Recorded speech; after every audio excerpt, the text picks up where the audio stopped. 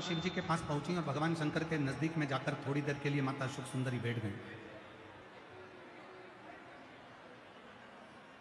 जैसे चंचुला देवी माता पार्वती जी के पास जाने के बाद एकदम मौन होकर बैठ जाती थी, एकदम शांत होकर बैठ जाती थी, वैसे ही अशोक सुंदरी आज मौन होकर बैठ। माता अशोक सुंदरी आज मौन होकर बैठ जाती।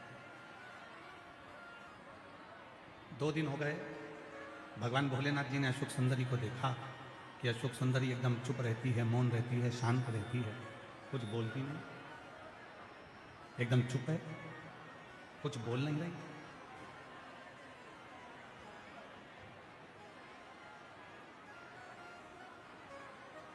भगवान शिव जब महाप्रसाद पाने के लिए, भोजन प्रसाद पाने के लिए पहुंचे और मां पार्वती जी से भगवान शंकर ने कहा कि मैंने अशोक सुंदरी को देखा है, वो अशोक सुंदरी आजकल कैलाश पर रहती है तो एकदम चुप रहती है।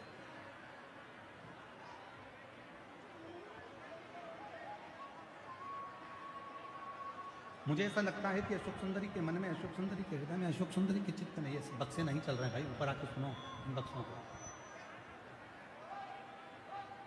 मुझे ऐसा लगता है कि अशोक सुंदरी के चित्त में, अशोक सुंदरी के मन में कोई प्रश्न अड़ा हुआ है। अशोक सुंदरी के ये नीचे के बक्से भी नहीं चल रहे हैं, ये बक्से चल।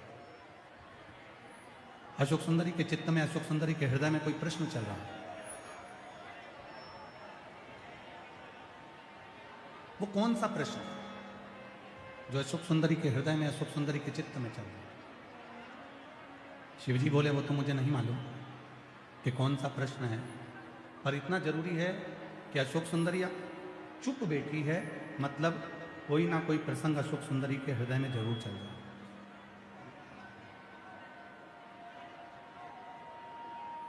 वो शांत बैठी है, मतलब अशोक सुंदरी के चित्त में जरूर कुछ चल रहा है। एक बात हमने पहले भी कही थी कथा में, आज फिर कहते हैं। आप भगवान देवादिदेव महादेव से कुछ नहीं कहेंगे, कुछ नहीं बोलेंगे, फिर भी प्रयास करा करो कि 2 मिनट के लिए, 1 मिनट के लिए, 2 मिनट के लिए, 5 मिनट के लिए, जब आप देवादिदेव महादेव को जल चढ़ाने के लिए जाएं, शंकर जी के मंदिर में जाएं, शिव जी को जल चढ़ाने के लिए जाएं, भगवान शंकर को जब जल समर्पित करने के लिए जाएं, तो नंदी के पास 2 क्षण के लिए चुप होकर, मौन होकर, शांत होकर बैठ जाए। बस एलईडियां नहीं चल रही हैं, तार वगैरह टूटे हैं हो सकता है, तो एलईडियां नहीं चल रही हैं। आप लोग श्रवण करें। साउंड वाले से निवेदन है, साउंड थोड़ा अच्छा कर कर आवाज़ खोल दो सब दूर की, और थोड़ा क्लियर साउंड करें। आवाज़ एकदम फैल के जा रही है तो लोगों को समझ में नहीं आ रहा।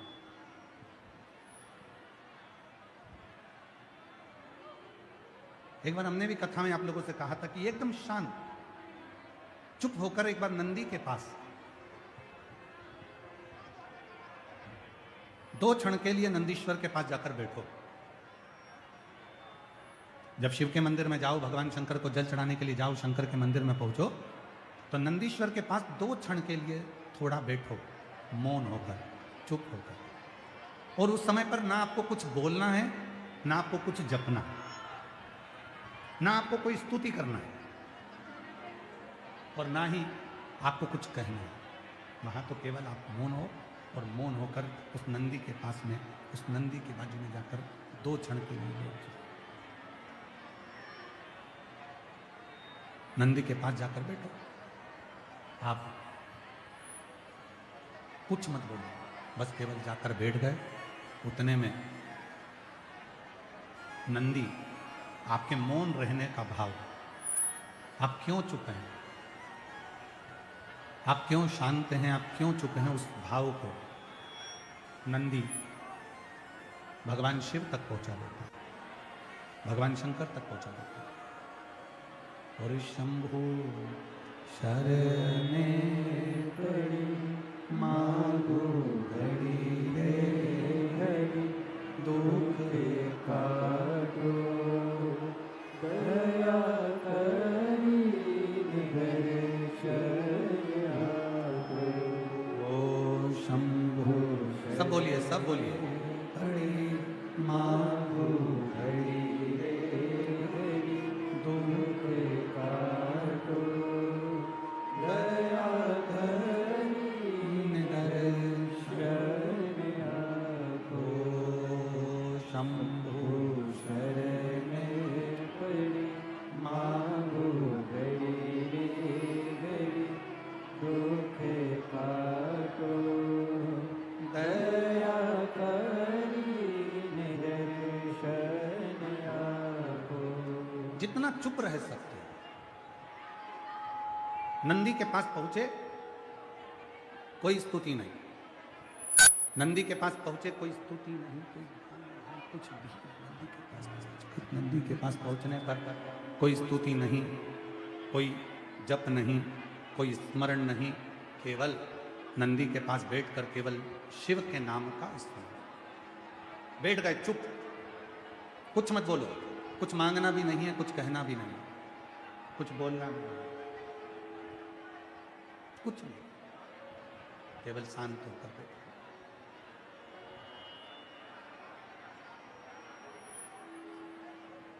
मेरी जीजियों, जीवन में कभी कभी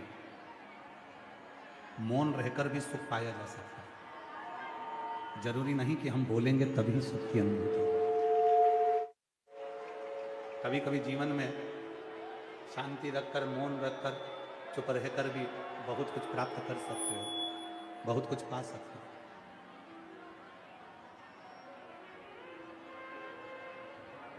अब आप जरा विचार करो, 5 बजे कथा विराम हो जाएगी और जितने ये आसपास में स्टेज के खड़े हुए हैं, ये अंदर आने के लिए 5 बजे तक चिल्लाते ही रहेंगे। अब जो खड़े हैं उनको स्मरण करना चाहिए कि अपन कम से कम शांति से बैठकर कथा श्रवण करें।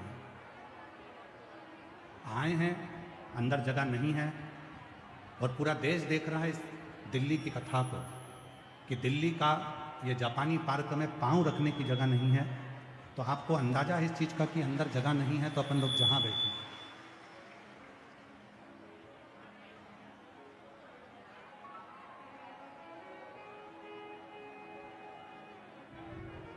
इतने शुभ भक्त आए हैं, सब अपना अपना छाता लगाकर, अपना अपना तिरपाल लगाकर, अपनी चादर लगाकर, अपनी पन्नी लगाकर बैठे हुए हैं। किसी को कोई से मतलब नहीं, केवल कथा श्रवण करना। और जो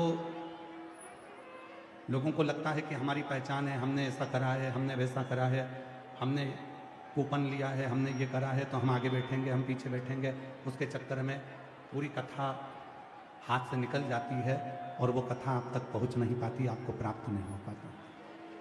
क्यों? शिव पुराण कह रही है 4 स्थान पर अगर मौन होकर बैठ भी गए तो वहां से खाली नहीं लौटते। पहले नंबर पर है अपनी माता के पास, दूसरे नंबर पर है अपने पिता के पास, तीसरे नंबर पर है किसी सदगुरु के पास। और गुरु कैसा?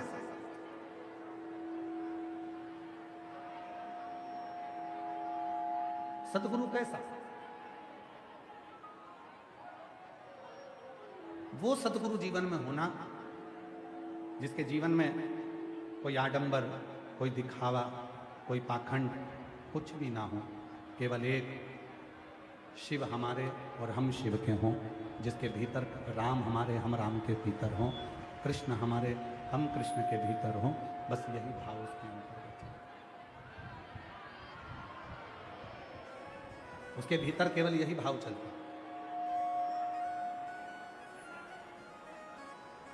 एक गुरु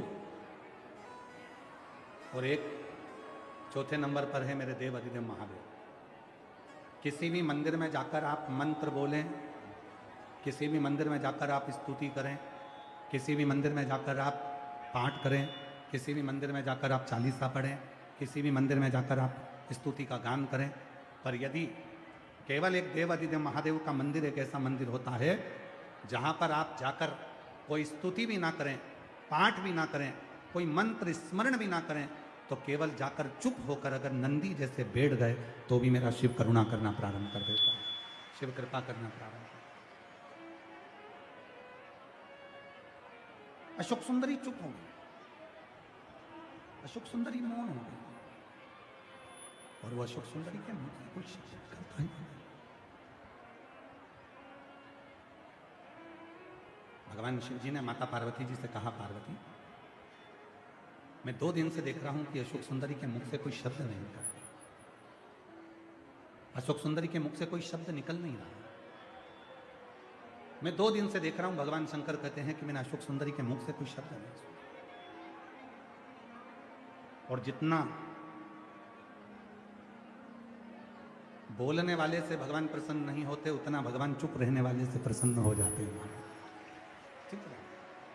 और तुम अंदाजा लगा कर देखो, कहीं सियोर वाला बाबा जो कह रहा है कि वो सही है कि गलत है, आप अंदाजा लगा कर देखो। अगर किसी शादी में चले जाओ, या तुम्हारे घर पर ही जितनी मेरी बेटियां हैं, जितने मेरे बेटे हैं, जितने मेरे बहुएं हैं, जितनी मेरी बुजुर्ग माँ हैं, जितने घर के पिता हैं, बेटे हैं, अपने ही घर में जब वो चुप रहते हैं, बहुत बोलने वाला व्यक्ति एकदम चुप हो जाए, कुछ ना बोले, 2 दिन हो गए, 3 दिन हो गए, कुछ ना बोले, तो मम्मी भी पूछ लेती है, क्यों बेटा तेरा बुखार तो नहीं आ रहा है, क्यों तेरा स्वास्थ्य तो ठीक है, तेरे को तकलीफ तो नहीं है, तेरे को कष्ट तो नहीं है। माँ भी पूछ लेती है, पिता भी पूछ लेते हैं कि तेरे को कोई तकलीफ तो नहीं है। उसी तरह जब हम कुछ ना बोले, शिव के मंदिर में मात्र जाकर बैठ ही जाएं और उस शिवलिंग का मात्र दर्शन करते रहें, तो भी शिव एक ना एक दिन करुणा और कृपा कर ही देते हैं। जो जैसी भावना लाया वो वैसा ही फल पाया, नहीं खाली उसे लौटाया, वो मन ही मन दर्शाया, कर दिया माला माला। बोलो बोलो बोलो, लुटा दिया भंडार काशी वाले, ओ लुटा दिया भंडार काशी वाले ने, कर दिया माला माल काशी वाले ने। जो जैसी भावना लाया वो ऐसा ही फल पाया, नहीं खाली उसे लौटाया, वो मन ही मन हर्षाया, और कर दिया माला माल काशी वाले, लुटा दिया भंडार काशी वाले। शिव जी की एक रीत बड़ी बड़ी विचित्र रीत मेरे भगवान शंकर, शिव जी की एक रीत बड़ी, भगवान उगड़दानी की, भगवान शंकर की, त्रिकालदर्शी, कैलाशी, अविनाशी की एक रीत बड़ी विचित्र। मेरे भगवान भोलेनाथ ने पार्वती जी से एक बात कहा था, जिसको जो पसंद आता है पार्वती, मैं उसको वही देता हूं। जिसको जिस चीज में खुशी मिलती है पार्वती, मैं उसको वही खुशी प्रदान करता हूं। अब इस बात को आप लोग थोड़ा स्मरण करिएगा। दुनिया में कई लोग ऐसे हैं जिनको निंदा में खुशी मिलती है, चुगली सुनने में खुशी मिलती है, तो भगवान उसके लिए ऐसी व्यवस्था करते हैं कि उसके घर में 2-4 चुगली करने वाले रोज भेजते ही रहते हैं। जिसको जिस चीज में खुशी मिलती है, जिसको जिस चीज में आनंद मिलता है, मेरा भोले बाबा उसको वो चीज देता है। जिसको चुगली करने में आनंद मिलता है, भगवान उसको ऐसी कृपा कर देता है कि उसको चुगली सुनने वाले दे देता है कि जाओ तुम चुगली करते हो।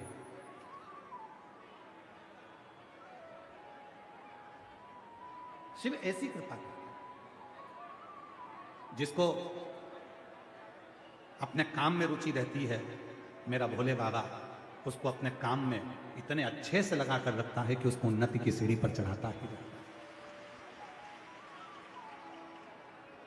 तुम्हें जिस काम में रुचि मिलेगी, मेरी कई बहनें बैठी हैं, कई मेरी जीजियां बैठी हैं, कई मेरे जीजा बैठे हैं, कई मेरी बेटियां बैठी हैं, कई मेरे बेटे बैठे हैं, जिन बच्चों को पढ़ने में रुचि होती है, जिन बच्चों को पढ़ने में खुशी मिलती है, जिन बच्चों को पढ़ने में आनंद मिलता है, मेरा भोले बाबा उसकी बुद्धि इतनी प्रबल बनाकर रखता है कि वो पढ़ते ही जाता है और आनंद में रहता ही जाता है। पहले अपना स्वभाव बनाओ कि हमें किस चीज में खुशी मिल रही है। किसी का दिल दुखाकर तो खुशी नहीं मिल रही, किसी को गाली देकर तो खुशी नहीं मिल रही, किसी को अपशब्द कहकर तो खुशी नहीं मिल रही, किसी को ताना देकर तो खुशी नहीं मिल रही। अगर हम किसी को ताना देते रहें और खुश होते रहें तो भगवान तुमको ऐसा ही बनाकर रखेगा कि तुम दुनिया में सबको ताने ही देते रहो। कई मेरी बेटियां बैठी हैं, कई मेरी जीजियां बैठी हैं, जिन बेटियों ने विचार करा कि मुझे अच्छी कंपनी में जॉब लगना चाहिए और उसको वो कंपनी नहीं मिल पाती, और उसको कोई छोटी सी कंपनी मिलती है। अब उसका मन नहीं है कि मैं इस छोटी कंपनी में काम करूं, पर वो बेटी जिस कंपनी में काम कर रही है उसको उस कंपनी में खुशी नहीं मिल रही है। वो नई कंपनी, कोई बड़ी कंपनी, कोई बड़ा प्रोजेक्ट, कोई बड़ी चीज उसको ढूंढना है और उसको ये विचार करना है कि मेरे जीवन में मैं सरकारी नौकरी में लगूंगी, मेरे जीवन में मैं कलेक्टर बनूंगी, मेरे जीवन में मैं आईएएस ऑफिसर बनूंगी, मेरे जीवन में मैं सीए बनूंगी, डॉक्टर बनूंगी। और उसको छोटे कार्य में अगर रुचि नहीं मिल रही है और उसको बड़े कार्य में आनंद है तो एक ना एक दिन मेरा भोले बाबा उसको उस आनंद को देकर ही रहेगा। मेरा शंकर भगवान उसको वो खुशी देकर ही रहेगा, मेरा शिव उसको वो सुख देकर ही रहेगा। जिसको जिस चीज में खुशी।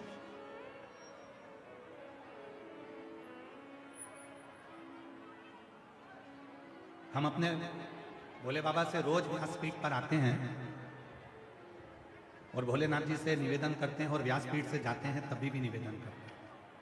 आप लोगों ने देखा होगा जब कथा चालू होती है तो हम झोली पसार कर सिर झुकाकर उससे अपने मन की बात करते हैं, और जब कथा पूरी हो जाती है फिर झोली पसार कर मन की बात करते हैं। क्या करते हैं? केवल एक बात, किसी माता की गोद कभी खाली ना रहे और किसी पुरुष की जेब कभी खाली ना रहे। उनको देते तो कृपा कर। घर में लौटूंगी खाली यहां से, घर में लौटूंगा खाली यहां से।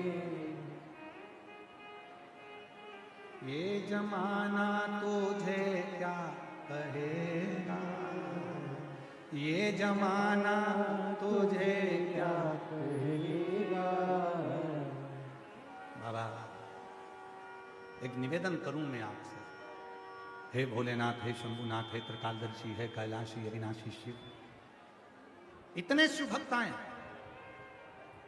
रोडों पर बैठे हुए हैं, अपना छाता लगाकर, अपना टेंट लगाकर अपने स्थान पर ना जाने कितनी कितनी जगह पर लोग बाग बैठे हुए हैं। कोई पेड़ के नीचे, कोई बगीचे में, कोई टेंट के नीचे, कोई डूम के नीचे, कोई पंडाल के नीचे, कोई रोडों पर, जहां जिसको जगह मिल रही है वहां बैठा हुआ। पर मेरे भोले बाबा, इन्होंने सुना है कि तू देता है, और अगर तू 3 महीने में इनको नहीं देगा तो जमाना इनको कुछ नहीं कहेगा, तुझे कहेगा कि हम गए थे, इसके बाद भी उसने नहीं। घर में लौटूंगा खाली यहां से, घर में लौटूंगा खाली यहां से।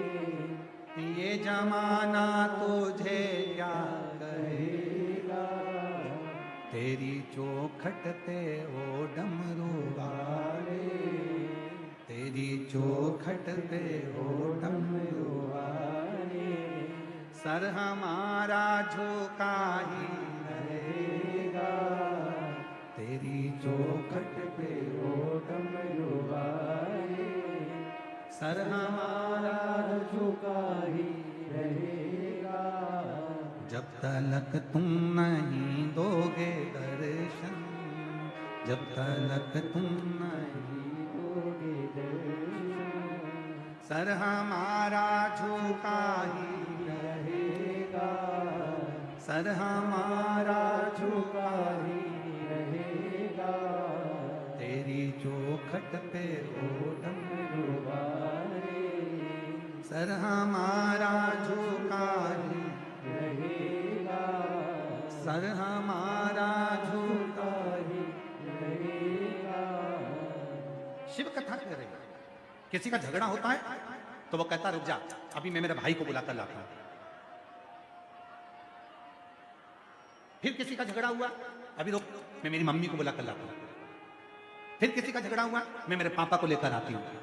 फिर झगड़ा हुआ, मैं मेरी बहन को लेकर आती हूं। फिर झगड़ा हुआ, कोई नहीं है तो अभी मैं बंदूक लेकर आता हूं। फिर झगड़ा हुआ, मैं अभी चक्कू लेकर आता हूं, मैं अभी तलवार लेकर आता हूं।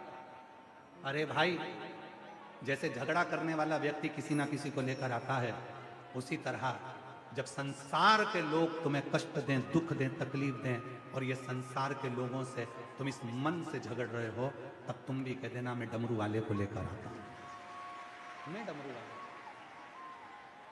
वो है बोलबम का नारा है, सारी समस्या का हल श्री शिवाय। मैं अभी जाता हूं, कोई कहीं झगड़ा हो गया, मैं अभी मम्मी को लाता हूं, मैं अभी पापा को लाता हूं, मैं मेरे भाई को बुलाकर लाता हूं, तो मुझे जानता नहीं है, मैं उसको लेकर आता हूं, मैं उसको लेकर आता हूं। तुम भी कह देना मैं डमरू वाले को लेकर आता हूं। डमरू वाले, दुख आया, तकलीफ आई, कष्ट आया, परेशानी आई, कह देना मैं अभी आई, अभी आ रही हूं मैं, रुक जा 2 मिनट तो रुक के देख। दुख आया है ना, तकलीफ आई है ना, कष्ट आया है ना, परेशानी आई है ना, बीमारी आई है ना, मैं अब भी आती हूँ। और लोटा भरा पानी का शिव जी के मंदिर में जाकर जल चढ़ाया, एक बेलपत्र लिया, जल उठाया, आचमन कर कर थोड़ा सा जल लेकर आ गई। अब दुख को भी मालूम है, लड़ाई होती है तो लोग अपने परिवार के लोगों को लाते हैं, और इसकी लड़ाई दुख से होती है तो ये महादेव को लेकर आते हैं। शिव ये किसी दूसरे को नहीं ला रही है, ये किसी दूसरे को लेकर नहीं आ रही, ये महादेव को लेकर। ये किसी दूसरे को लेकर नहीं आ रही, ये मेरे शंकर को लेकर आ रही है, मेरे डमरू वाले को लेकर आ रही है, मेरे शिव को लेकर आ रही है, मेरे त्रिकालदर्शी को लेकर, मेरे शंकर को लेकर। इतना भरोसा अपने भीतर रखो, इतना विश्वास अपने भीतर रखो, इतनी दृढ़ता अपने भीतर रखो कि शिव है, शंकर है, ओगरदानी है, त्रिकालदर्शी है, कैलाशी है, अविनाशी है। कोई नहीं आएगा तब मेरा डमरू वाला, मेरा शिव मेरे दुख मिटाने के लिए जरूर आएगा। कोई ना आए,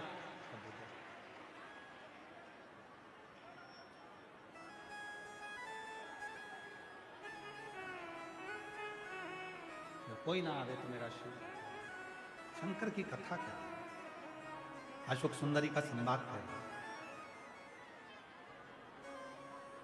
मेरे भोले बाबा की एक रीत बड़ी निराली है, जो जिसमें तुमको खुशी मिलेगी वो तुमको जरूर देगा।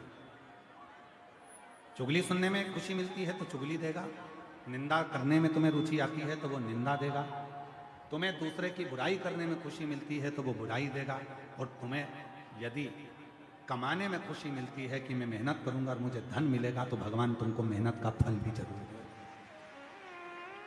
मेहनत,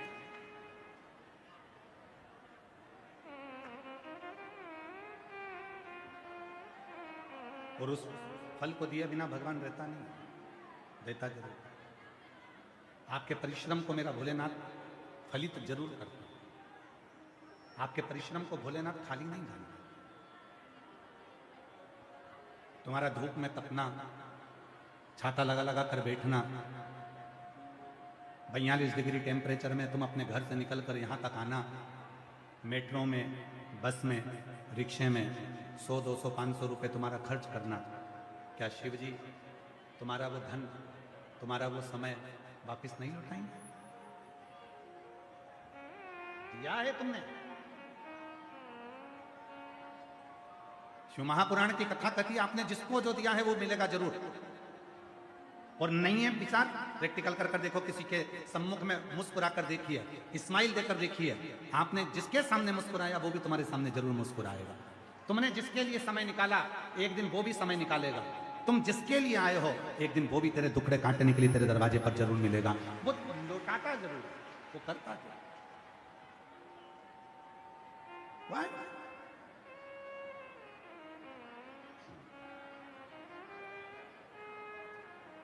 और तुम आना भोले बाबा मेरे मकान में, तेरा डमरू डम डम बाजे सारे जहान में। बाबा तुम्हें हृदय से जिसमें तुमको खुशी मिले।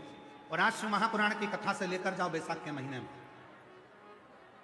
हमें चुगली में खुशी नहीं है, हमें निंदा सुनने में खुशी नहीं है, हमें निंदा में खुशी नहीं, हमें चुगली में खुशी नहीं। अब तो हमें एक ही चीज में खुशी है, बाबा को एक लोटा जल चढ़ाना, बाबा से अपने मन की बात करना और अपने कर्म को, अपनी मेहनत को 4 गुना कर कर अपनी मंजिल तक पहुंचना। तो मेरा भोलेनाथ तुमको मंजिल तक पहुंचा, मंजिल तक खुशी जिसमें।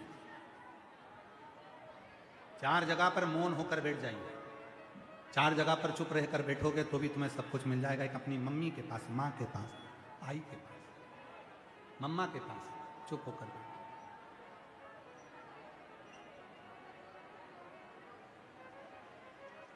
चुप होकर बैठ जाओ। दूसरे नंबर पर अपने पिता के पास में चुप होकर बैठ जाइए, मौन होकर बैठ जाओ, पिता तुमको खुशियां देना प्रारंभ कर। तीसरे नंबर पर अपने गुरु के पास, किसी सदगुरु के पास जाओ, किसी संत के पास जाओ या सदगुरु के पास जाओ या जिसको तुम बहुत मानते हो उस गुरु की शरण में जाना। तो कुछ मत बोलना, कुछ भी मत बोलो, वो खुद बोलेगा। तुम एक भी शब्द मत बोलो, गुरु खुद बोलेगा, गुरु खुद कहेगा। क्या बात है बेटा, क्या हो गया, बहुत चुप बैठे हो, क्या हो गया, कोई बात है क्या बेटा? गुरु खुद पूछे, गुरु खुद बोले। तुम तो बस केवल शांत होकर बैठ जाओ, चुप होकर बैठ, गुरु खुद पूछे।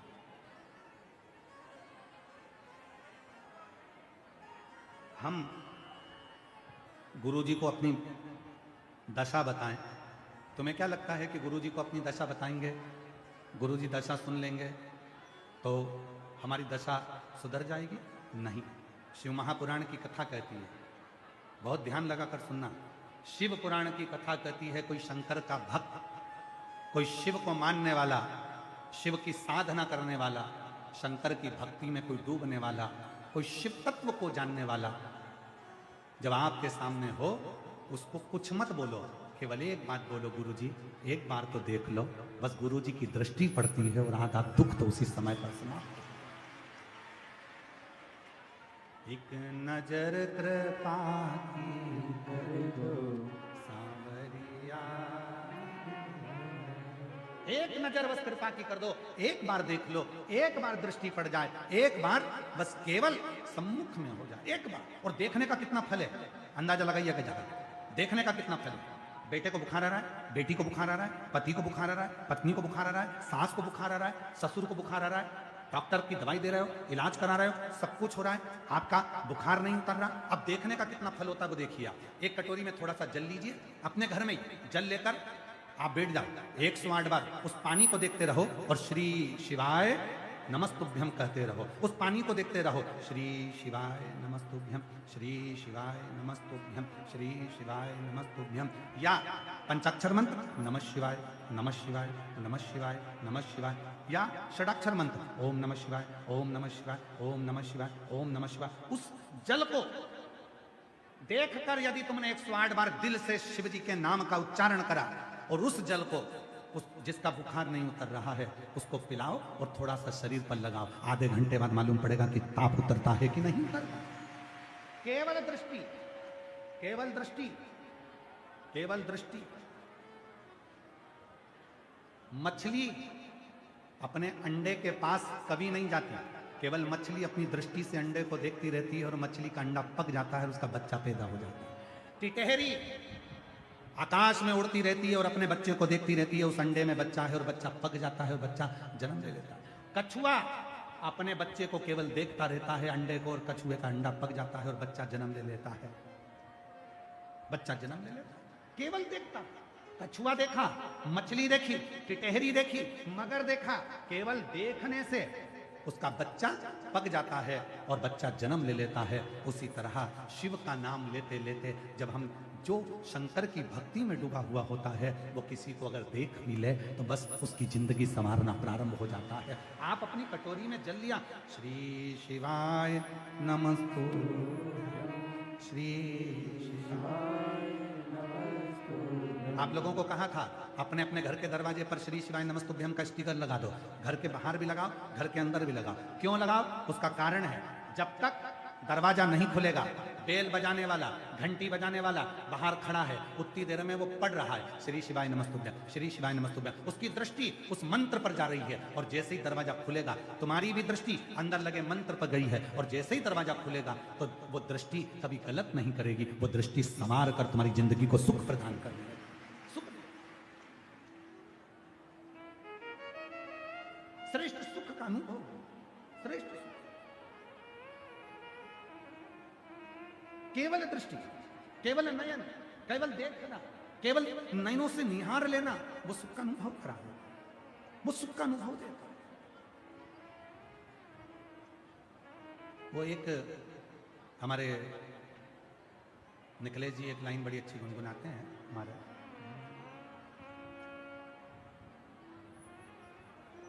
मिलना बड़ा जरूरी, हाँ मिलना बड़ा जरूरी, मिलना बड़ा जरूरी, मिलना बड़ा जरूरी, वो काशी वाले से मिलना बड़ा जरूरी, ओ डमरू वाले से मिलना बड़ा जरूरी, वो सीहोर वाले से मिलना बड़ा जरूरी, काशी वाले से मिलना बड़ा। क्यों मिलना है? किस लिए मिलना है? केवल नयन एक बार देख ले और हमारे को सुख का अनुभव हो जाए। एक बार देख ले और हमें सुख का अनुभव हो जाए, हमारी जिंदगी के दुख, ताप, कष्ट सब चल जाए।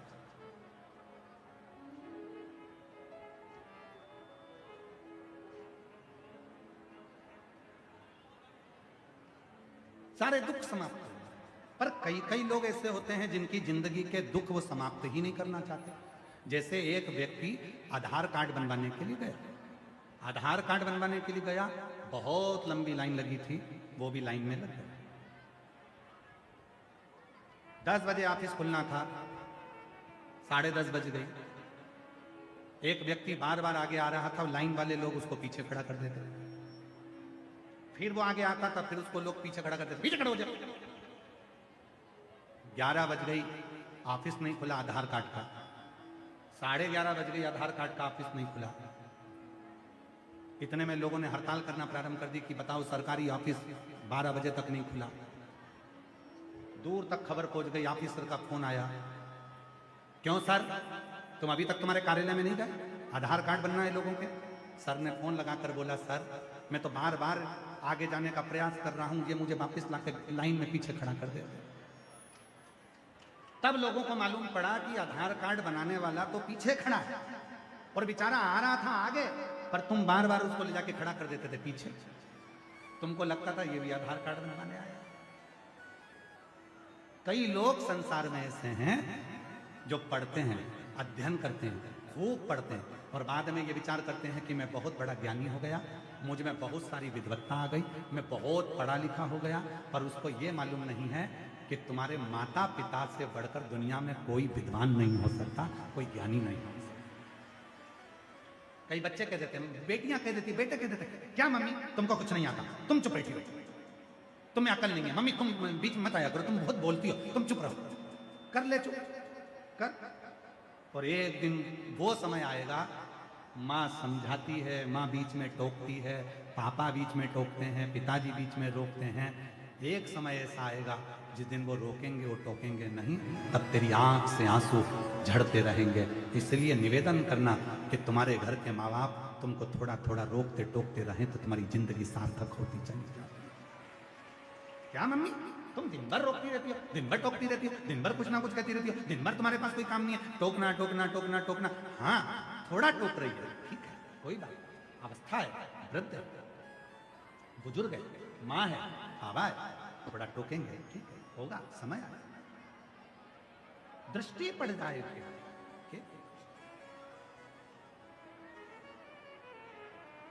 और कभी कितना बड़ा भी संत हो, कितना बड़ा भी गुरु हो, चाहे कितना बड़ा भी तपस्वी क्यों ना हो, कभी जिंदगी में उसके चरण को हाथ मत लगाओ, दूर से प्रणाम करो, कृपा की दृष्टि हो जाएगी, बस अपने आप करुणा होगी। चरण नहीं छू, चरण ना छू। और हम तो हाथ जोड़ के निवेदन करते हैं, आपकी मर्जी पड़े, जिसके छूना हो छुओ, पर तुम मेरी बहन हो। आप मेरी जितनी जीजियां बेटी हैं सब मेरी बहन हैं, और जितने मेरे जीजा बेटे हैं आप मेरे जीजा जी हो, और जितने भी बच्चे बैठे हैं सब मेरे भांजा भांजी हैं। कृपया निवेदन है, और जितनी मेरी बुजुर्ग माँ बैठी हैं सब मेरी माँ, और जितने बुजुर्ग हैं सब मेरे पिता। आपसे निवेदन है, आपको चरण छूना है बड़े बड़े महाराज के छूना, पर हमारे चरण कभी मत छूना, क्योंकि आपका और हमारा रिश्ता बहन और भाई का, जीजा और साले का रिश्ता। आप हमारे चरण मत छू। आपको चरण छूना है, आप जिसका छूना छुओ, परंतु हमको मानो। हमारे पास में अगर मिलो भी तो केवल एक ही बात करो, गुरुजी श्री शिवाय नमस्ते, श्री शिवाय नमस्ते। बस तुझ में जो शिव है, हे गुरु, हे शिव, मेरे गुरु के भीतर जो शिव है, जैसे ही मैं श्री शिवाय नमस्तुभ्यम बोलूं, वैसे ही मेरे भीतर, मेरे गुरु के भीतर जो शिव है, उसकी दृष्टि मुझ पर पड़ जाए और मेरा कल्याण हो जाए। बस इतनी नहीं। इन सारे आडंबरों से हमको दूर होना है, सारे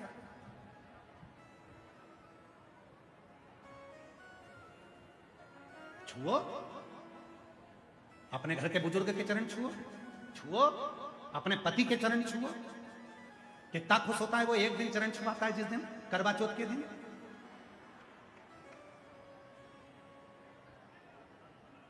जिस दिन तुम उसका चलनी में मुंह देखती हो, इतना मुस्कुराता है, तुम उसको चलनी में देखती हो, वो तुम्हारे गले का हार देखता है। 1.5 लाख का नुकसान करा कर करवा चौथ हो रही है।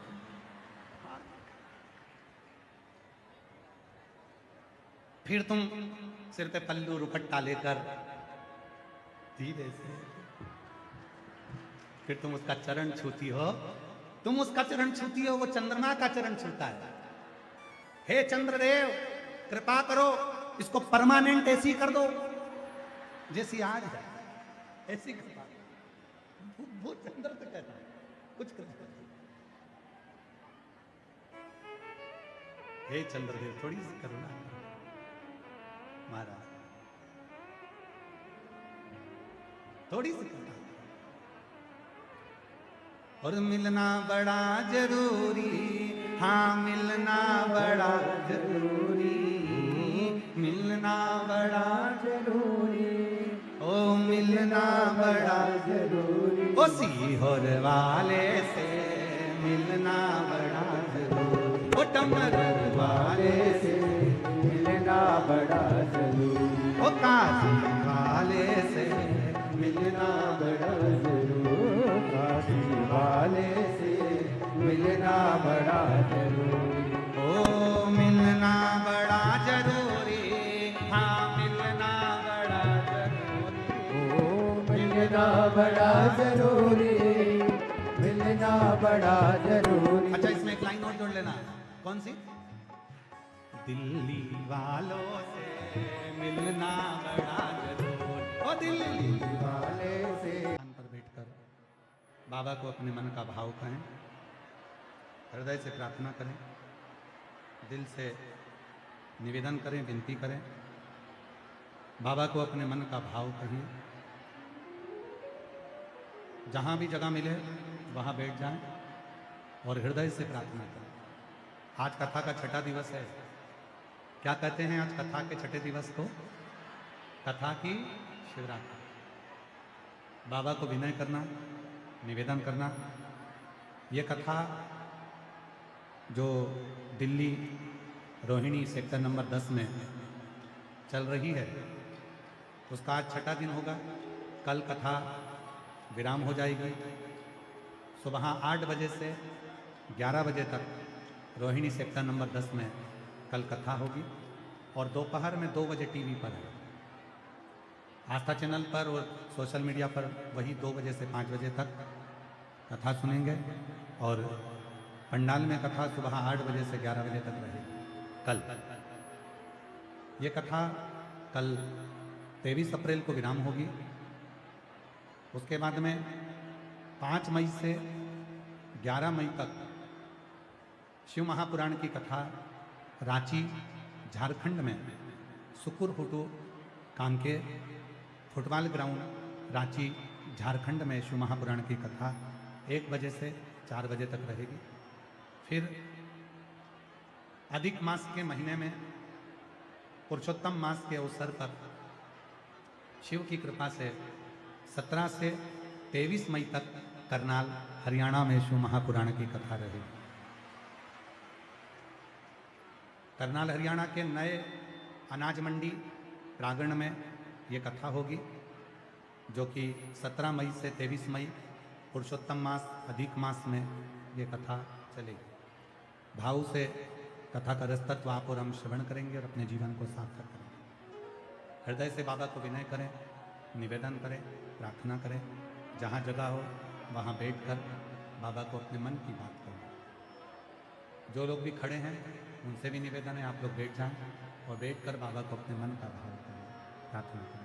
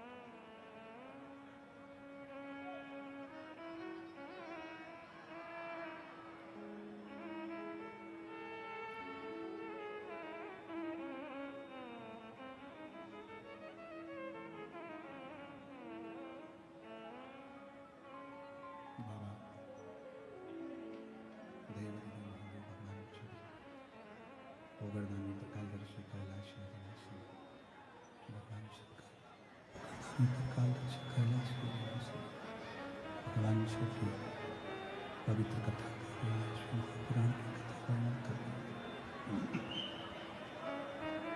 भगवान वर्णन कर रहे हैं, शिव तत्व कह रहा है।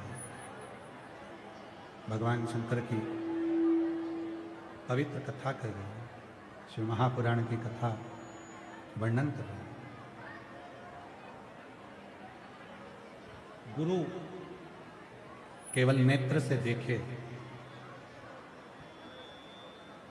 और तुम्हारे दुख कट जाए तो समझना कि जिंदगी में कोई सतगुरु मिला। कोई सतगुरु जीवन में मिला। मां, पिता, गुरु और चौथे नंबर पर है मेरे शिव। शिव के पास में भी जाएं, भगवान शंकर के पास में अगर जाएं तो थोड़ी देर बैठकर मौन रहकर प्राप्त करें। अशोक सुंदरी चुप रह रही है, बोलती नहीं है, केवल दर्शन करती है, केवल कुछ बोली नहीं, चुप शांत है, मौन है। और फिर निवेदन करें आपसे कि भगवान शंकर के दरवाजे पर शिव महापुराण में, गुरु के दरवाजे पर, माता के पास में, पिता के पास में जितना शांत रहोगे, चुप रहोगे, उतना प्राप्त करो, उतना प्राप्त।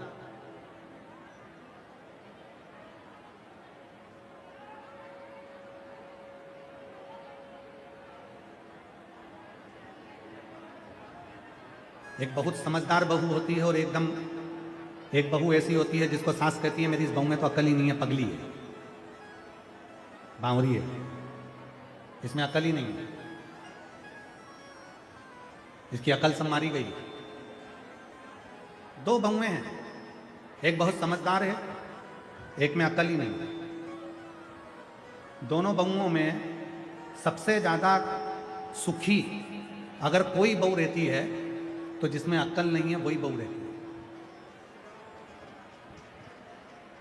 घर में शादी हुई, घर में कोई फंक्शन हुआ, घर में कोई प्रॉब्लम आई, घर में कोई कार्य आया, घर में कोई बात आई, आवाज फैल रही है, इसको क्लियर करो। घर में कोई बात आई है, घर में कोई फंक्शन आया है, घर में कोई उत्सव आया है, घर में कोई खुशी आई है, घर में कोई उत्सव आया, घर में कोई अच्छा कार्य आ गया, शादी आ गई, तो जो समझदार बहू होती है ना, उसी के ऊपर सबसे ज्यादा काम दिया जाता है। बेटा तू तो समझदार है ना, देख ले मामा जी ने भोजन करा कि नहीं करा, काका जी ने खाना खाया कि नहीं खाया, देख तो बुआ जी आई कि नहीं आई, उसने कपड़े पहने कि नहीं पहने, उसने सामान लिया कि नहीं लिया, छोरे ने ये काम करा कि नहीं करा, छोरी ने ये काम करा कि नहीं करा। जो सबसे ज्यादा समझदार बहू होगी वो दिन भर काम में लगी रहेगी, उसको खाने तक की फुर्सत नहीं होगी, सजने की भी फुर्सत नहीं होगी, मेहंदी भी लगवाएगी तो सब लगवा के चले जाएंगे, तब लगवाएगी। क्यों? क्योंकि वो समझदार है, समझदार है इसलिए उसके पास में समय नहीं है। और जो बहू जिसको लोग कहते हैं इसमें तो अकल नहीं है, सबसे पहले मेहंदी रचवा के, सबसे पहले ब्यूटी पार्लर तैयार मैयार हो के, सबसे पहले सज धज के, कपड़ा मपड़ा पहनकर, सबसे पहले तैयार होकर वो आगे आगे रहती है। भोजन भी करेगी तो सबसे पहले लग लगा के तैयार, वो खा पी के आग लगी बस्ती में मस्ती, कोई मतलब वो तो अपनी मस्ती में झूम रही, वो अपनी मस्ती में रह रही, वो अपने आनंद में रह रही, वो अपने सुख में रह रही, वो अपने अलमस्ती में रह रही। और जो समझदार है बेचारी आखिरी में भोजन करती है, कुछ मिल गया तो ठीक, नहीं मिला तो ठीक, ठंडा हो गया भोजन तो भी ठीक, गरम मिल गया तो भी ठीक, वो तो अपनी मस्ती में। शंभु शंभु शंभु शंभु शंभु शंभु शंभु शंभु शंभु, उसे कोई मतलब नहीं, केवल वो अपनी मस्ती में। एक समझदार है, एक पागल है। जो पागल है वही सबसे ज्यादा सुखी है, सबसे ज्यादा सुखी है। जो पागल है वो सबसे ज्यादा सुखी है वही। और जो समझदार है, जो समझदार है वो शिव कथा करे, भगवान शंकर का चरित्र करा, शिव महापुराण की कथा, शिव तत्व करा, भगवान शंकर की कथा कर रहे हैं। यदि जिसको भगवान शंकर से मिलना है और जिसको अपनी जिंदगी में सारा सुख चाहिए, भक्ति में, भजन में, स्मरण में, मंत्र जाप में, नाम जाप में, भगवान की कथा में और भगवान के स्मरण में, कभी समझदार मत बनो। सास के सामने, ससुर के सामने, गुरु के सामने और परमात्मा के सामने समझदार बनने की जरूरत नहीं। हमेशा ही ऐसे बने रहो जैसे हमें कुछ आता ही नहीं है, तो सब कुछ प्राप्त हो, सब कुछ मिले। आप लोगों में से भी कई आप लोगों में से भी कई माताएं ऐसी बैठी हैं जो कई बार कह देती हैं हमारी देवरानी तो इतनी भोली बनती है और हमारी सास उसको निकाल निकाल के देती जाती है। हमारी जेठानी इतनी भोली बनती है और हमारी सास निकाल निकाल के जेठानी को देती रहती है। क्या बोला तुमने? हमारी देवरानी इतनी भोली बनती है, हमारी जेठानी इतनी भोली बनती है कि हमारी सास निकाल निकाल कर देती है। मतलब वो सीधी बनकर, भोली बनकर, पागल बनकर सब कुछ प्राप्त कर रही है और तुम समझदार बनकर चाय बना बना के मरे जा रहे। तो तुम क्यों नहीं भोले बन जाते? तुम क्यों नहीं भोले होते? शिव जी को क्या प्रिय है? भगवान शंकर की कथा कहती है मेरे शंकर भगवान को, भोले को भोला भक्त पसंद आता है, समझदार। उसको समझदार ही नहीं चाहिए, उसको तो केवल तुम्हारा भोलापन, उसको तो केवल तुम्हारी सहजता, उसको तो केवल तुम्हारी सरलता, उसको तो केवल तुम्हारी सहजता, तुम्हारा भोलापन मेरे शिव को चाहिए। केवल भोलापन मेरे शंकर को, उसको तुम्हारे बहुत विद्वत्ता से कोई मतलब। कितना सुंदर किसी ने कहा, पोथी पढ़ पढ़ जग मुआ, जम के बोलो जरा, तुम लोगों को तो आता होगा। पोथी पढ़ पढ़ जग मुआ और पंडित भयो ना होई, और ढाई आखर प्रेम को पढ़े सो पंडित होई। शिव महापुराण की कथा बस यही कहती है। तुम्हें पूजन आती? कोई पूछे क्यों तुझे पूजन नहीं आती? नहीं आती। तुझे पाठ आता? नहीं आता। तुझे स्तुति आती? नहीं आती। तुझे मंत्र आता? नहीं आता। तुझे शंकर जी का अनुष्ठान आता? नहीं आता। तुझे पूजन नहीं आती? नहीं। तुझे ये भी नहीं मालूम कि शिव जी को क्या प्रिय है? नहीं। मुझे कुछ नहीं आता, मुझे तो केवल एक बात आती है, एक लोटा जल। मुझे कुछ नहीं आता, केवल इतना आता है, एक लोटा जल शिव जी के मंदिर में जाकर चढ़ाना है।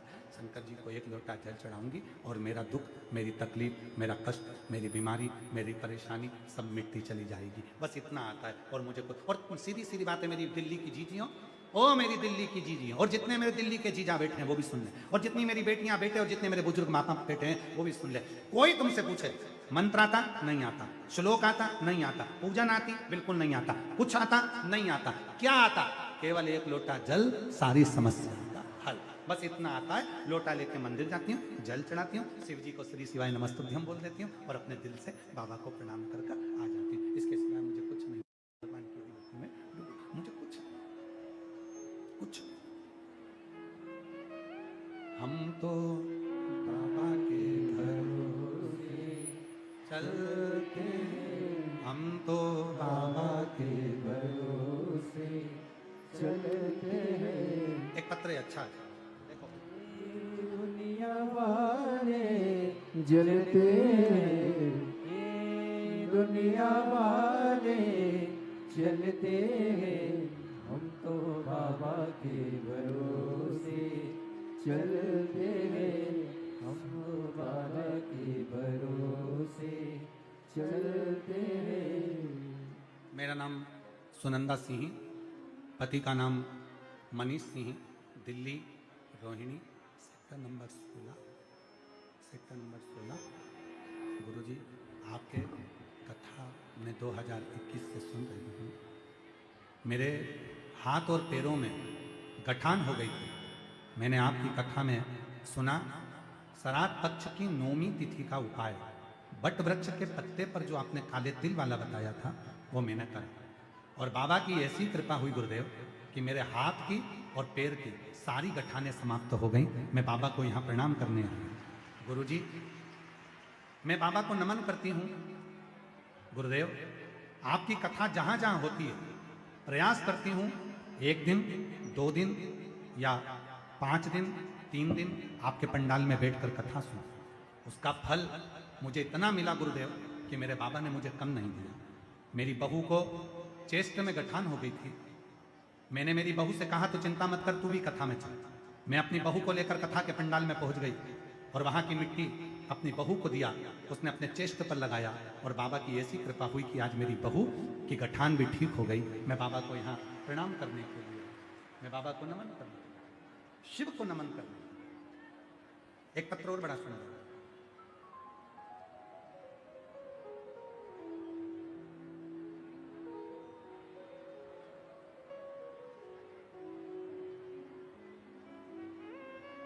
मेरा नाम सरिता है, मैं बरेली से हूं। मेरी पड़ोस की दीदी के कहने पर हम मेरठ गए और मेरठ में आपके कथा के पंडाल में मैंने जो मांगा वही मेरे सब मन्नत मेरठ की कथा में मेरे बाबा ने सुनने के बाद में 3 महीने में पूरी कर दी। गुरुदेव, मेरा नाम सरिता है, मैं बरेली से आई हूं। गुरुदेव, मेरी सास को, मेरे पति को और सास को, दोनों को श्वास की तकलीफ थी। बाबा की कृपा से पीपल के पत्ते वाला प्रयोग किया और दोनों की सांस की तकलीफ ठीक हुई। गुरुदेव, मेरे लड़का जिसके सिर में एक गठान हो गई थी और गठान हो गई, मैं उसको मेरठ के पंडाल में लेकर गई, वहीं कथा सुनाकर वहां की रज अपने मामा के लड़के के सिर में लगाने के लिए उसको दी और बाबा की कृपा से उसका तबीयत ठीक हो गया। उसको ऑपरेशन की जरूरत नहीं पड़ी और उसकी गठान पूरी गल गई। मैं बाबा को यहाँ प्रणाम करने के लिए आई हूँ। शिव तत्व किसको कहते हैं? शिव की उपासना किसको कहते हैं? भगवान शंकर की साधना किसको कहते हैं? और फिर निवेदन है, आप सब शिव के सामने बहुत विद्वान नहीं होना। एक कथा है बड़ी सुंदर, अशोक सुंदरी का तो चरित्र चल ही रहा है, उसने अपने कथा। एक बार ऋषि वशिष्ठ जी और ऋषि विश्वामित्र जी,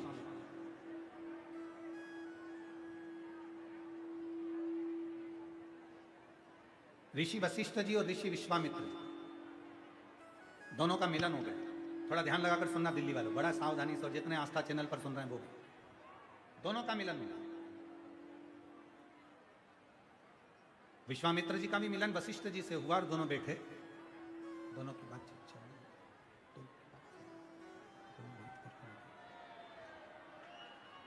भाई प्रेशर खड़ा हो गया। दोनों की बातचीत चालू हुई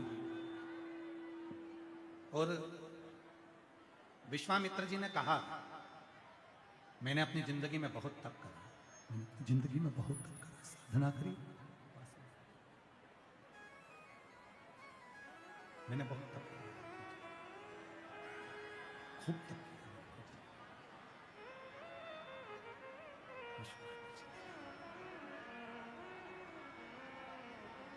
विश्वामित्र जी तप करते हैं, साधना करते हैं। विश्वामित्र जी कहते हैं कि मैंने अपनी जिंदगी में बहुत तप किया, बहुत तप, बहुत साधना की, बहुत व्रत किया, बहुत उपासना करी, बहुत। इतने में वशिष्ठ बाबा कहते हैं कि मैंने अपनी जिंदगी में जितना तप नहीं करा उतनी मैंने केवल संतों के बीच में बैठकर सत्संग किया।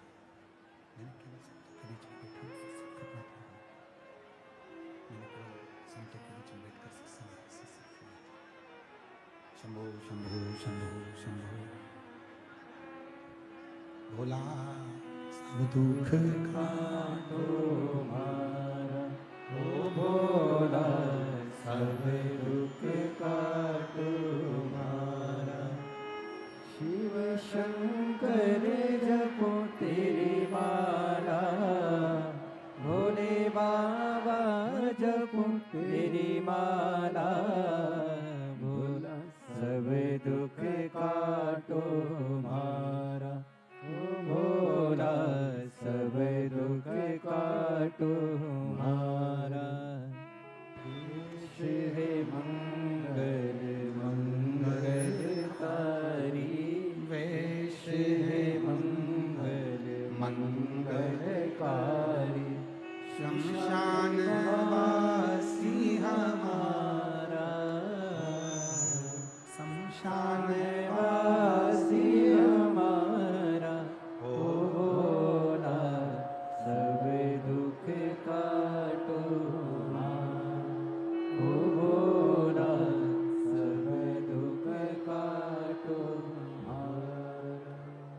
विश्वामित्र जी बोले कि मैंने तप किया। विश्वामित्र जी बोले कि मैंने साधना करी। और वशिष्ठ जी हाथ जोड़कर कहते हैं कि मैंने ना तप करा ना मैंने साधना करी।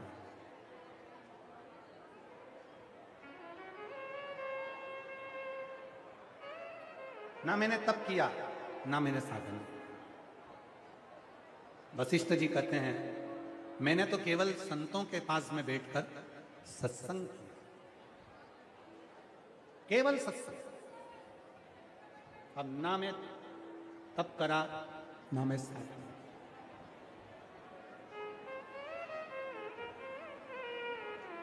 हमारे बीच में परम पूज्य महामंडलेश्वर स्वामी भक्त हरि जी महाराज पधारे हैं। गो भक्त, एक बार जोरदार ताली बजाकर उनका स्वागत वंदन।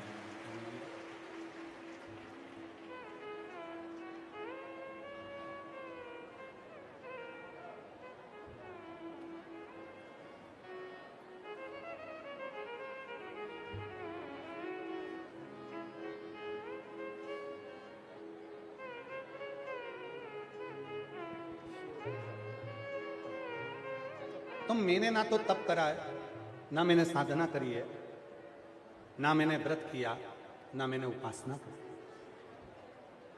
अब थोड़ा ध्यान देना महाराज, बड़ी सुंदर कथा है। आज कथा का छठा दिवस है। पूरे पीछे के जितने 5 दिन हैं जो निकल गए उसकी पूरी पूर्ति करना है अपने को। दिल्ली में बार बार आना नहीं होता, वो तो कहीं शिव जी की कृपा है और तुम्हारा 2 लोटा जल है तो ये बाबा ने कृपा कर दी। और हमारा इतना सा निवेदन है, जिनको जल्दी है उनसे भी निवेदन है कि आप लोग आज की कथा जब तक आरती ना हो तब तक बैठ के सुनो। जल्दी के चक्कर में भागा दौड़ी ना करो कर, दूसरे को भी परेशान ना करें और अपनी जगह बैठकर कथा को सुनो। कहीं इधर उधर मन को ना लगाते हुए थोड़ा कथा में मन लगा। आज कथा की शिवरात्रि है। भोले बाबा से दिल से मांगो, इतना दे तुमको कि आने वाले समय में तुम भी कथा के यजमान बनकर शिव महापुराण की कथा करवा सको। ऐसी कृपा करो, दिल से शिव कथा करो।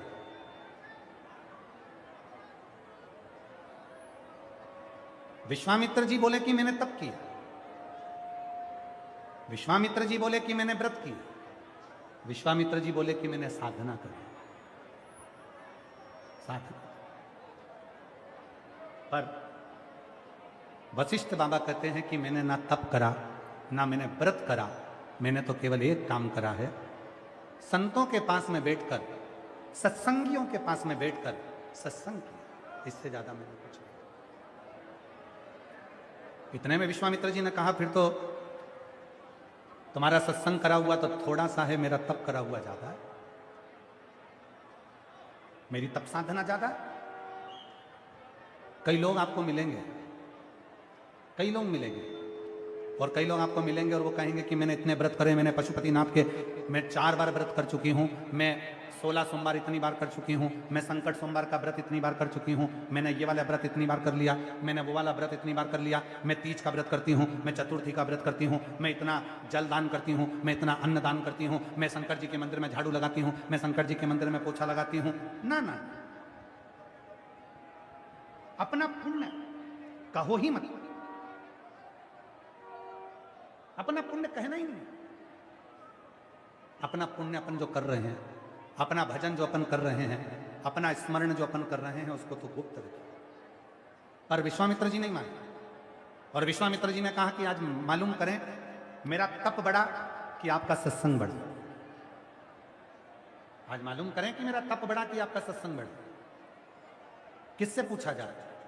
अब विश्वामित्र जी को तप का बड़ा अभिमान था। विश्वामित्र जी को थोड़ा तप का अभिमान है, तप का। वशिष्ठ बाबा कहते हैं कि एक काम करते हैं, किससे पूछने जाएंगे तो शेषनाग के पास चलते हैं।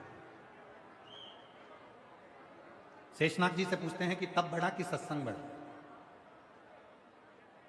विश्वामित्र बाबा और वशिष्ठ बाबा शेषनाग जी के पास पहुंच गए, हाथ जोड़े वशिष्ठ बाबा ने और कहा कि शेषनाग जी हमें एक प्रश्न करना है। क्या प्रश्न करना है? विश्वामित्र जी कह रहे हैं कि मैंने बहुत तप करा, व्रत करा, उपास करा, तो मेरा तप बढ़ा। और वशिष्ठ बाबा कह रहे हैं कि मैंने केवल सत्संग करा है, संतों के पास बैठकर कथा को सुना है, भक्ति का स्मरण किया, वो। शेषनाग जी बोले उत्तर तो मैं दे दूंगा, मना नहीं है, पर मेरे सिर के ऊपर ये बड़ी वाली पृथ्वी रखी हुई है, इतनी बड़ी पृथ्वी का वजन ढोते ढोते ढोते ढोते और मैं तुम्हारे प्रश्न का उत्तर दूं, ये कभी हो नहीं सकता। मैं प्रश्न का उत्तर दूं, ये नहीं हो सकता। एक काम करो विश्वामित्र जी, जरा मेरे सिर के पृथ्वी को तुम थोड़ी देर अपने हाथ में रख लो, मैं उत्तर दे दूंगा, वापिस मेरे फन पर रख दूंगा। विश्वामित्र जी पृथ्वी को उठाओ मेरे सिर से और अपने हाथ में रखो। विश्वामित्र जी ने कहा ठीक है, आप मेरे प्रश्न का उत्तर दोगे कि तप बढ़ा कि सत्संग बढ़ा, तो मैं उठा लेता हूं। और विश्वामित्र जी ने शेषनाग जी के सिर पर जो पृथ्वी रखी हुई थी उसको उठाने के लिए विश्वामित्र जी ने अपना पूरा तप लगा लिया, पूरा व्रत लगा लिया, पूरी साधना लगा ली, पर विश्वामित्र जी से वो पृथ्वी एक अंश मात्र भी नहीं हिली। अंश मात्र, एक अंश मात्र वो पृथ्वी नहीं। विश्वामित्र जी ने कहा कि ये तो मेरे से हिलती नहीं, ये तो मेरे से उठती नहीं, क्या करूं? शेषनाग जी ने कहा वशिष्ठ बाबा एक काम करो, तुम उठा लो। वशिष्ठ बाबा ने कहा ठीक है। वशिष्ठ ऋषि आगे बढ़े, हाथ जोड़ा पृथ्वी का और कहा पृथ्वी देवी, मैंने अपनी जिंदगी में कहीं अगर किसी संत के मुख से भगवान शिव की चर्चा करी हो, शंकर की कथा सुनी हो, तो ये पृथ्वी मेरी गोदी में आ जाए। और वशिष्ठ बाबा ने जैसे ही पृथ्वी को उठाया, वो हाथ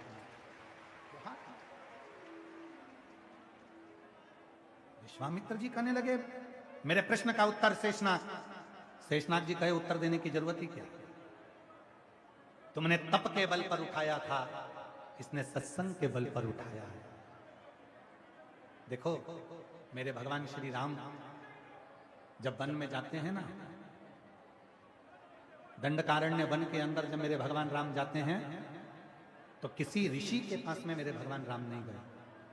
दंडकारण्य वन के अंदर अगर मेरे भगवान राम गए तो शबरी के दरवाजे पर गए। अब एक संत बोले कि बताओ हम तो फल का सेवन करते हैं, हम फलहारी हैं, राम जी हमारे यहां पहले आएंगे। एक ने कहा मैं केवल गौ माता का एक गिलास दूध का पान करता हूं, राम जी पहले मेरे यहां आएंगे। एक ने कहा मैं केवल वायु का पान करता हूं, राम जी मेरे यहां आएंगे। फिर किसी ने कहा मैं तो केवल जल की 2 बूंद ग्रहण करता हूं, दंडकारण्य वन में अगर राम जी आए हैं तो पहले मेरे यहां आएंगे।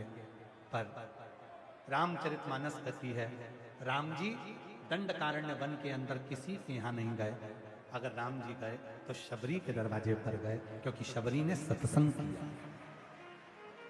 शबरी ने सत्संग किया और कुछ नहीं, केवल सत्संग। और राम जी ने कहा प्रथम भगति संतन कर संगा और दूसरी रति मम कथा। सत्संग किया राम जी। और जब राम जी सत्संग कर रहे हैं, राम जी स्वयं शबरी अम्बा को सत्संग करा रहे हैं, तो शबरी ने पूछा दंडकारण्य वन में इतने बड़े बड़े बाबा बैठे हैं, कोई फल खाता है, कोई पानी की 2 बूंद लेता है, कोई वायु पीता है, कोई व्रत रखता है, कोई कुछ खाता भी नहीं है, तुम सबको छोड़कर राम जी मेरी कुटिया में आ गए। तो राम जी ने कहा शबरी अम्बा सबसे बड़ा संत वही है जो मौन होकर शिव की चर्चा को श्रवण करे, राम की चर्चा को श्रवण करे, कृष्ण की चर्चा को श्रवण करे। उससे बढ़कर कोई संत नहीं, उससे बढ़कर कोई संत नहीं हो सकता, उससे बढ़कर कोई सुख नहीं हो सकता। केवल एक वही, केवल। अब जरा विचार करना मेरी दिल्ली की जीजी, अब जरा विचार करें मेरे दिल्ली के जीजा, उन बेटियां बेटा और मेरे बुजुर्ग माता पिता स्मरण प्रिय है। कई लोग कहते हैं क्यों कथा सुनने पंडाल में जाती हो और तुम्हारी मनोकामना पूरी हो जाती, इतने सारे पत्र आते हैं सबकी मनोकामना पूरी हो जाती। जो कथा सुनने जाता है उसका पत्र एक नए कथा में पहुंच जाता है, उनकी मनोकामना पूरी हो जाती है। कैसे कैसे उनकी मनोकामना पूरी हो जाती है?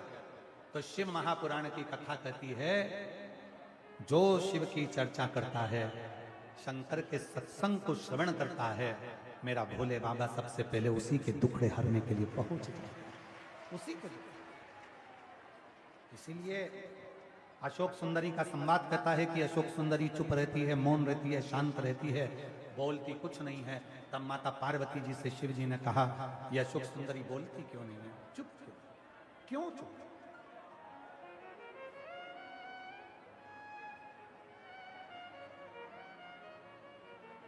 और जितना चुप रहो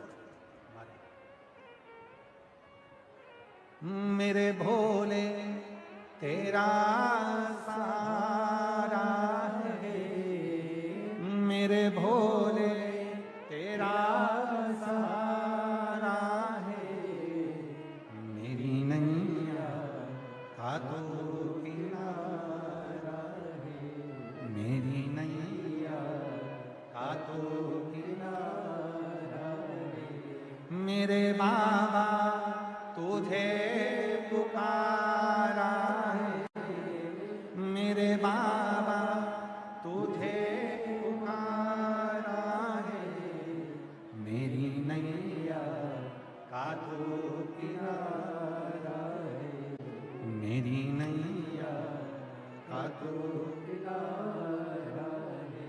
उसे दिल से जब हम बैठ कर हृदय से, चित्त से, स्मरण से, मन से बाबा को अपने मन का भाव करते हैं, शिव उसको स्वीकार कर लेंगे, शिव स्वीकार कर।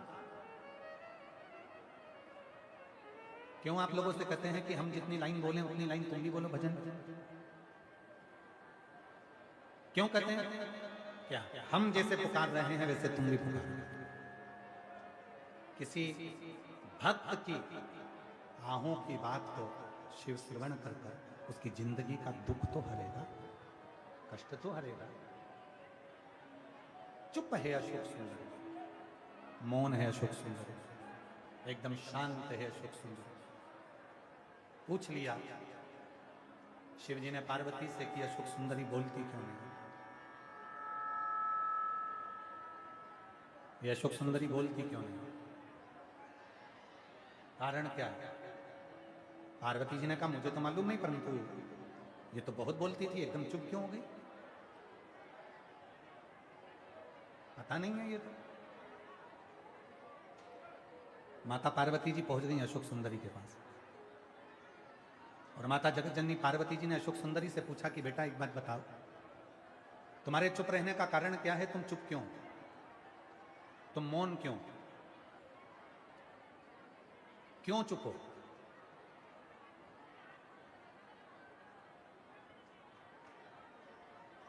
कारण क्या है चुप रहने का?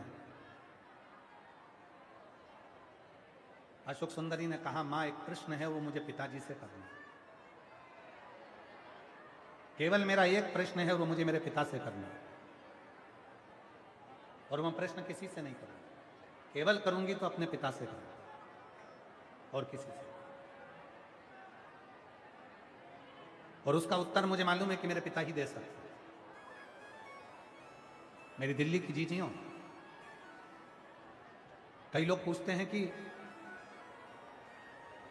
हम भगवान शंकर की भक्ति करते हैं गुरुजी, तो भगवान शंकर की भक्ति हमारी शिव स्वीकार करते हैं कि नहीं करते, ये कैसे मालूम पड़ेगा?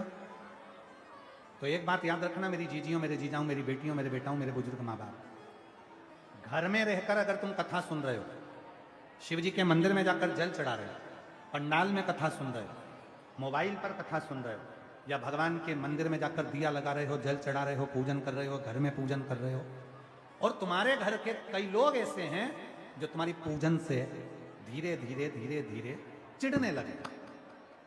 तुम्हारे घर के लोगों को लगने लगे इसके पास कोई काम नहीं है, दिन भर कथा ही कथा सुनती है, दिन भर वो सीवर वाला बाबा कह देता है जल चढ़ाने का, जल चढ़ा देती है, ये दुर्वा चढ़ाने का बोलेगा तो दुर्वा चढ़ा देगी। समझ लेना, जब घर के लोग तुम्हारी पूजन से, तुम्हारी शिव भक्ति से चिढ़ने लगे, जैसे मीराबाई के पति राणा मीरा की भक्ति से चिढ़ने लगे थे, तब मीरा को गिरधर गोपाला का दर्शन हुआ था, तब दर्शन। चिढ़ने लगे, अरे क्या दिन भर शिवपुराण शिवपुराण, दिन भर कथा सुनती रहती है, पागल हो जाएगी क्या? दिन भर मोबाइल पर वो सीवर वाला महाराज को देखती रहती है, दिन भर सीवर वाला बाबा को कथा सुनती रहती है, उन्होंने बता दिया दुर्वा चढ़ाने का, बेलपत्र चढ़ाने का, जल चढ़ाने का, वैसा करते रहते हो, क्या पागल हो गई है? बस समझ लेना, अब चावल पक चुका है, अब मेरा शंकर मेरे दुख काटेगा जरूर, क्योंकि इसको मालूम पड़ गया है कि मेरी शिव की।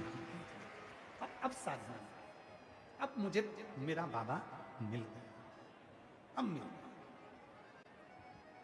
और ऐसे दयालु नाथ से रिश्ता बनाइए, ऐसे दयालु नाथ से रिश्ता बनाइए, मिलता रहेगा आपको जो कुछ भी चाहिए, मिलता रहेगा आपको जो कुछ भी चाहिए।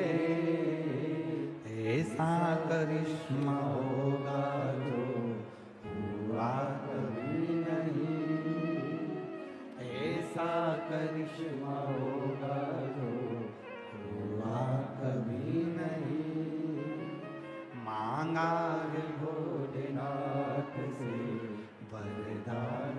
लेके ही सब बोले, जितने बाहर बैठे हैं, अंदर बैठे हैं, टीवी के सामने बैठे हैं, मोबाइल पर कथा सुन रहे हैं, सब बोले मांगा है भोलेनाथ से वरदान लेके ही तेरी कृपा बनी रहे जब तक है जिंदगी, तेरी कृपा बनी रहे जब तक है जिंदगी।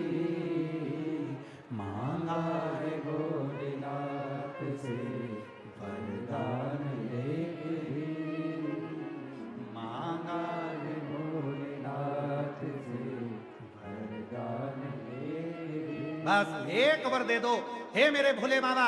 इस पंडाल में दिल्ली की इस पवित्र रोहिणी की सेक्टर 10 में जो कथा चल रही है, एक वर दे दीजिए। तेरी कृपा बनी रहे जब तक है जिंदगी, तेरी कृपा बनी रहे जब तक है जिंदगी। तेरी कृपा बनी रहे, मुझे दूसरा कुछ नहीं चाहिए। और मुझे उम्मीद है जब तेरी कृपा होगी तो दुनिया में किसी की सामर्थ्यता नहीं होगी कि मुझे दुख दे दे, क्योंकि मेरा बाप मेरे साथ है, मेरा पिता मेरे साथ है, मेरा शिव मेरे साथ है, मेरा शंभू मेरे साथ है, मेरा शंकर मेरे साथ है। फिर किसी की सामर्थ्यता नहीं कि कोई दुख दे, कोई कष्ट देगा। कौन कष्ट देगा, कौन तकलीफ देगा? तेरी कृपा बनी रहे जब तक है जिंदगी, तेरी कृपा बनी रहे जब तक है जिंदगी। मांगा है भोलेनाथ से वरदान एक ही। कथा का छठा दिन है, दिल से बोल लो बाबा से। वरदान एक ही, तेरी कृपा बनी रहे जब तक है जिंदगी, तेरी कृपा बनी रहे जब तक है जिंदगी। बस तेरी कृपा हो और कुछ भी नहीं चाहिए।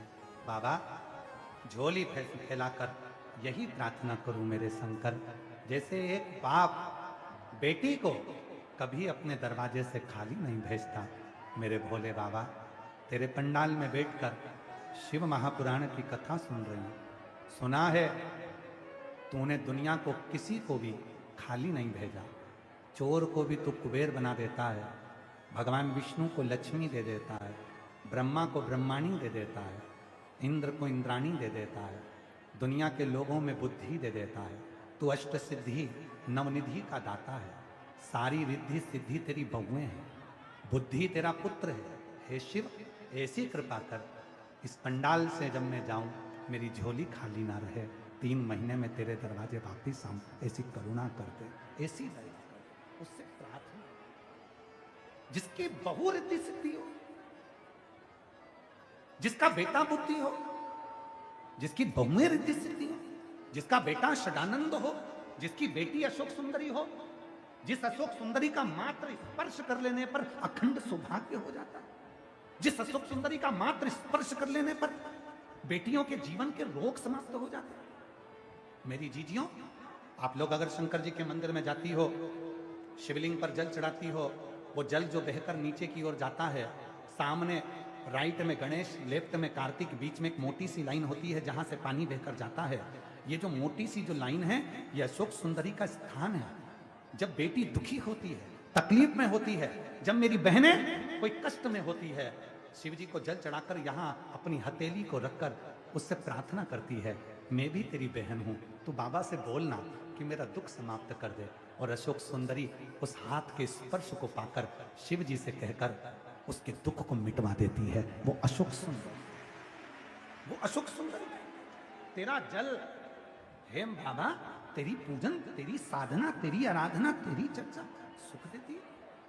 अशोक सुंदरी ने कहा कि मां, मेरे भीतर का एक संशय है, मेरे भीतर की एक तकलीफ है, मेरे भीतर का एक प्रश्न है, और वो प्रश्न का उत्तर अगर देंगे तो मेरे बाबुल देंगे, उस प्रश्न का उत्तर देगा तो मेरा पिता देगा, पिता के सिवा कोई नहीं दे सकता, देंगे तो मेरे शिव देंगे, उसके सिवा कोई नहीं दे सकता। पार्वती जी गई भगवान शिव जी के पास में,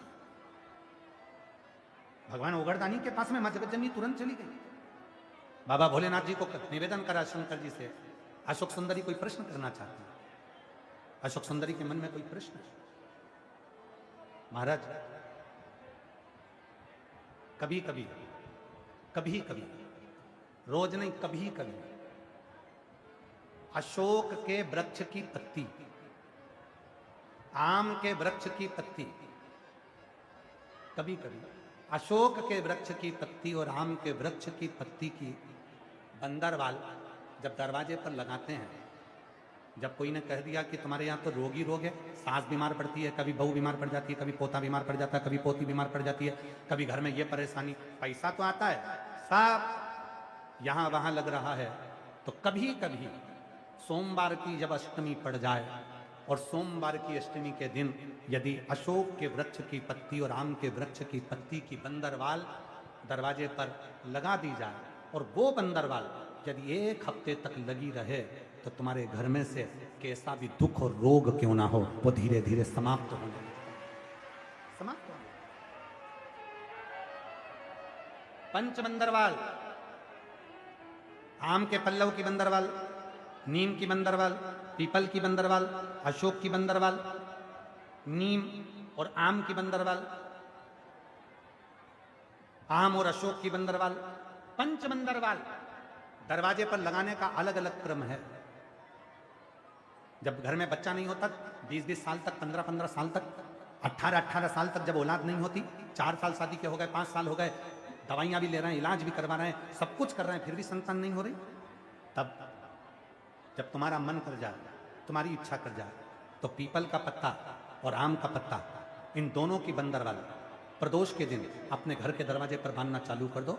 एक प्रदोष से दूसरे प्रदोष तक वो बंदी रहना चाहिए, फिर वो ठंडी करो, दूसरे प्रदोष से तीसरे प्रदोष तक बंदी रहना चाहिए। ऐसा जब 4-5 प्रदोष तक वो बंदरवाल बदलती रहेगी, तो निश्चित है कि एक ना एक दिन मेरा भोले बाबा तुम्हारे दरवाजे पर संतान की प्राप्ति तुम्हारी गर्भ से जरूर करेगा। बंदरवाल में इतना बल होता है, बंदरवाल में इतना बल होता है, बंदर।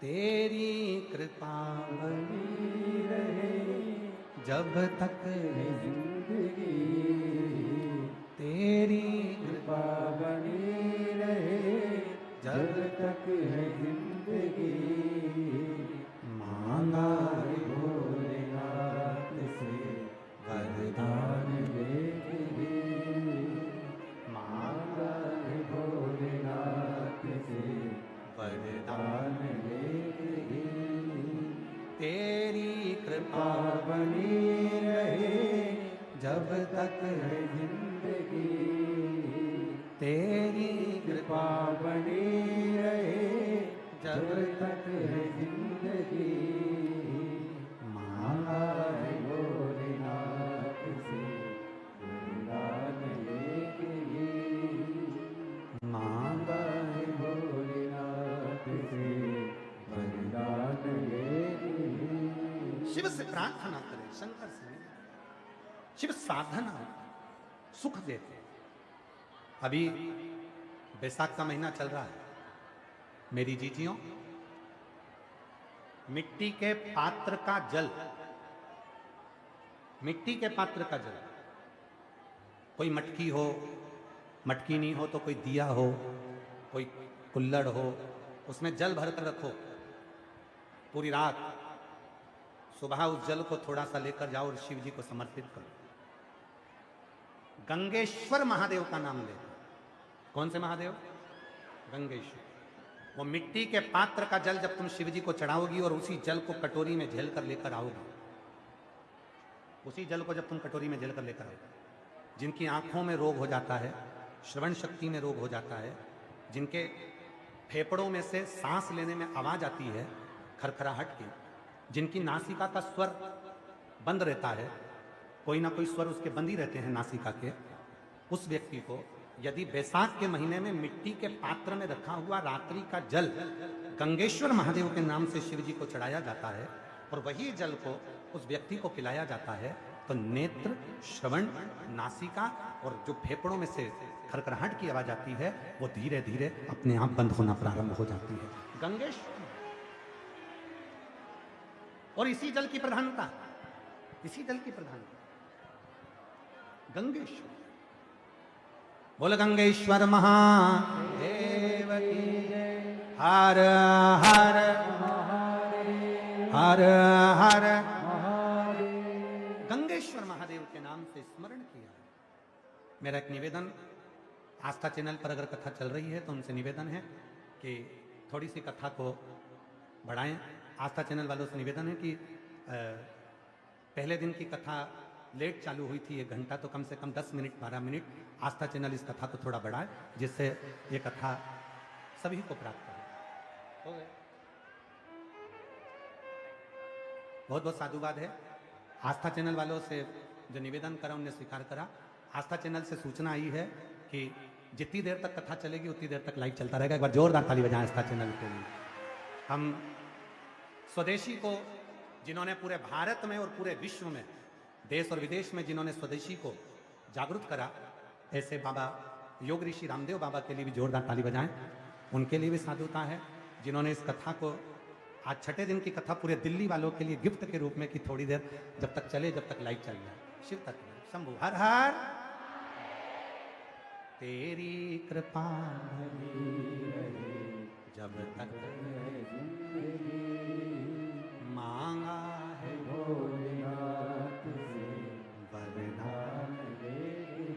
तो मिट्टी का बर्तन यदि तुम्हारे पास नहीं है तो घर में अगर कोई दीपक भी हो, मिट्टी का दिया भी हो, मिट्टी का दिया, तो उसको पात्र में उसको डाल के रख दो। उसका भी जल यदि शिव जी को चढ़ाएंगे, मिट्टी खास तौर से जरूरी है, तो पात्र में उसको डाल के रख दो। उसका भी जल यदि शिव जी को चढ़ाएंगे, मिट्टी खास तौर से जरूरी है।